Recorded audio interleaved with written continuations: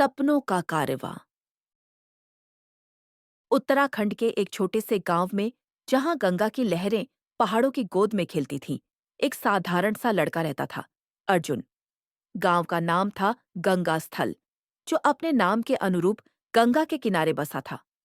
अर्जुन का घर गांव के सबसे पुराने बरगद के पेड़ के पास था, जहां सुबह शाम गंगा की आरती का स्वर गूंजता था। अर्जुन के सपने उतने ही विशाल थे जितनी गंगा की धारा, पर गांव वालों की नजरों में वह सिर्फ एक सपने देखने वाला लड़का था। अर्जुन, तू सपनों में जीता है, हकीकत में कुछ नहीं कर पाएगा। गांव के चौराहे पर बैठे बुजुर्ग ताना मारते, पर अर्जुन के कानों में ये बातें हवा की तरह आती और चली जाती। अर्जुन की माँ गीता एक विधवा थी। वह दिन रात दूसरों के खेतों में काम करती, ताकि अर्जुन और उसकी छोटी बहन काव्या का पेट भर सके। गीता का चेहरा मेहनत की लकीरों से भरा था, पर उसकी आंखों में एक उम्मीद थी, उम्मीद कि उसका बेटा एक दिन कुछ बड़ा करेगा। हर रात जब गीता थककर घर लौटती, अर्जुन उसे अपने सपने सुनाता। माँ, मैं इस गांव को दुनिया के नक्शे पर लाऊंगा। लोग दूर दूर से आएंगे हमारे गांव की कहानियां सुनने, गंगा के दर्शन करने। गीता मुस्कुराती, पर मन ही मन सोचती कि काश ये सपने सच हो पाए। पहला कदम, मेले की चिंगारी।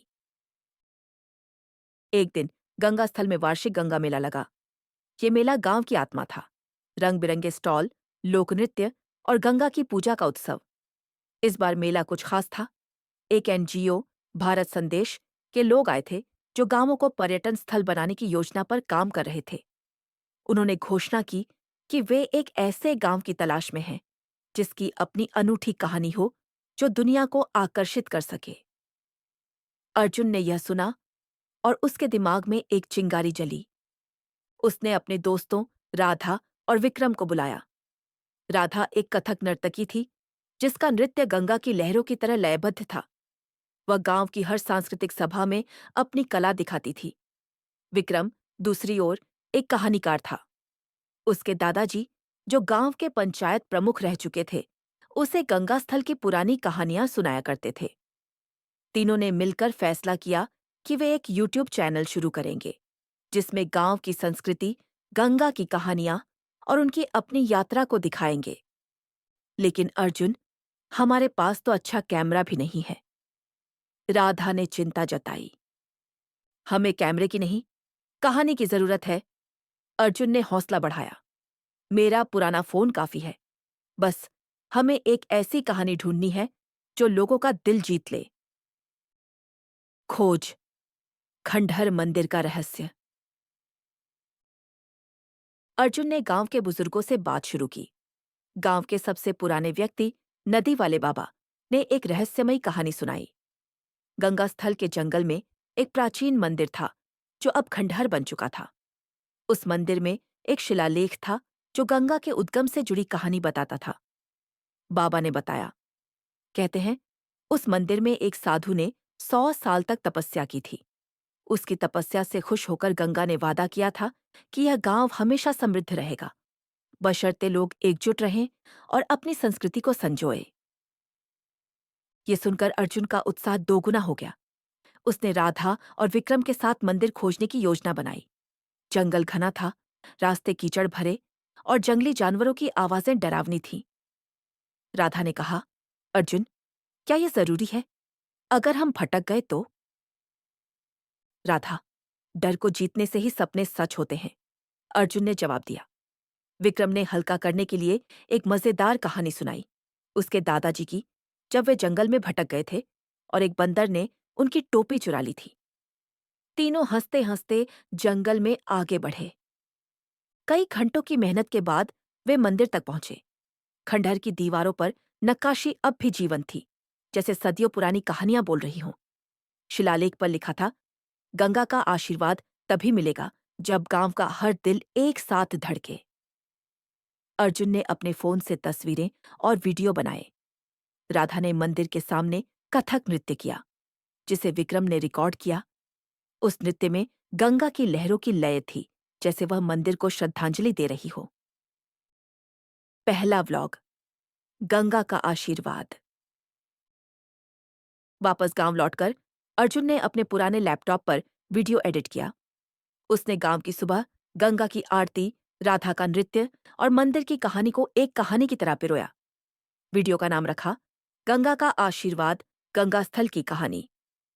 उसने इसे यूट्यूब पर अपलोड किया, बिना यह सोचे कि लोग इसे देखेंगे भी या नहीं। पहले हफ्ते में व्यूज न के बराबर थे। अर्जुन निराश होने लगा। गीता ने उसे समझाया, बेटा, हर बड़ा काम समय लेता है। गंगा भी तो पहाड़ों से धीरे धीरे बहती है। फिर एक दिन एक चमत्कार हुआ। एक मशहूर ट्रैवल ब्लॉगर अनन्या शर्मा ने उनका वीडियो देखा और अपने लाखों फॉलोअर्स के साथ शेयर किया। रातों रात वीडियो वायरल हो गया। लाखों व्यूज आए और कमेंट्स की बाढ़ आ गई। लोग लिख रहे थे, ये गांव तो जादुई है, राधा का नृत्य कमाल का है, हम गंगा स्थल जरूर आएंगे। गांव का बदलाव। एनजीओ वाले वापस आए। इस बार वे अर्जुन से मिलने आए। तुमने अपने गांव को दुनिया के सामने ला दिया, उन्होंने कहा। हम तुम्हारे साथ मिलकर गंगा स्थल को पर्यटन स्थल बनाएंगे। गांव वालों ने भी अब अर्जुन का साथ देना शुरू किया। कुछ ने अपने घरों को होमस्टे में बदला, कुछ ने हस्तशिल्प की दुकानें खोली।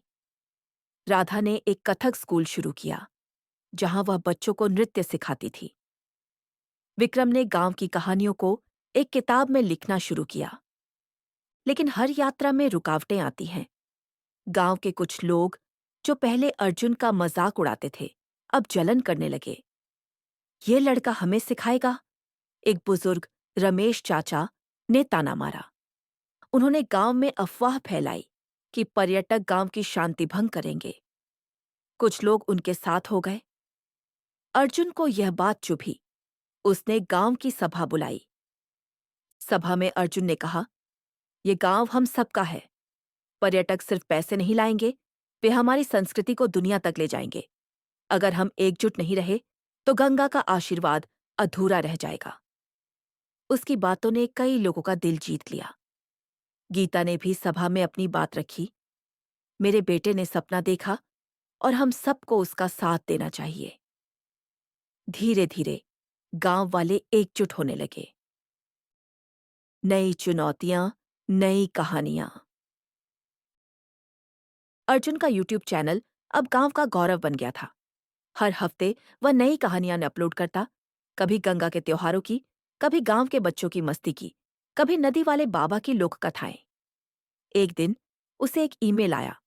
एक अंतर्राष्ट्रीय ट्रैवल कंपनी ने गंगा स्थल को अपने टूर पैकेज में शामिल करने की इच्छा जताई, लेकिन इसके लिए गांव को और तैयार करना था। साफ सफाई, बेहतर सड़कें और गाइड्स की जरूरत थी। अर्जुन ने गांव के युवाओं को इकट्ठा किया। उसने उन्हें गाइड बनने की ट्रेनिंग दी। राधा ने पर्यटकों के लिए नृत्य प्रदर्शन की योजना बनाई। विक्रम ने गांव की कहानियों को छोटे छोटे ऑडियो गाइड में बदला। गीता ने पर्यटकों के लिए घर का खाना बनाने का जिम्मा लिया। गांव अब एक बड़े बदलाव की ओर बढ़ रहा था। एक साल बाद गंगा मेला फिर लगा। इस बार यह मेला पहले से कहीं भव्य था। देश विदेश से पर्यटक आए थे। गंगा स्थल अब सिर्फ एक गांव नहीं था। ये एक कहानी थी, एक सपना था जो दुनिया भर में गूंज रहा था। मंच पर अर्जुन खड़ा था, माइक हाथ में लिए। उसने कहा, यह गांव हमारी एकता का प्रतीक है। गंगा का आशीर्वाद हमारी ताकत है। राधा ने मंच पर कथक नृत्य किया और विक्रम ने एक नई कहानी सुनाई, एक साधु की, जिसने गंगा को धरती पर लाया था। भीड़ तालियां बजा रही थी। गीता की आंखों में आंसू थे, पर इस बार खुशी के। अर्जुन ने मां को गले लगाया और कहा, मां, हमने कर दिखाया। अंत। सपनों की उड़ान। समय बीतता गया। गंगा स्थल अब उत्तराखंड का एक मशहूर पर्यटन स्थल बन चुका था। अर्जुन का यूट्यूब चैनल लाखों सब्सक्राइबर्स तक पहुंच गया था। राधा का नृत्य स्कूल अब देश भर में जाना जाता था। विक्रम की किताब बेस्ट सेलर बन गई। गीता अब खेतों में काम नहीं करती थी। वह पर्यटकों को गंगा की कहानियां सुनाती थी और अपने घर में होमस्टे चलाती थी। लेकिन अर्जुन रुका नहीं। उसने नए सपने देखे। अन्य गांवों को भी दुनिया के नक्शे पर लाने के। उसने एक नया प्रोजेक्ट शुरू किया, जिसमें वह गांव-गांव जाकर उनकी कहानियां रिकॉर्ड करता और यूट्यूब पर डालता। उसका मानना था कि भारत का हर गांव एक कहानी है और हर कहानी को दुनिया तक पहुंचना चाहिए। गंगा स्थल अब सिर्फ एक गांव नहीं था, ये एक प्रेरणा था, एक सबूत था कि सपने, मेहनत और एकता से कुछ भी हासिल किया जा सकता है। और हर रात जब गंगा की लहरें गांव को चूमती थीं, वे अर्जुन के सपनों को और ऊंचा उड़ने का आशीर्वाद देती थीं।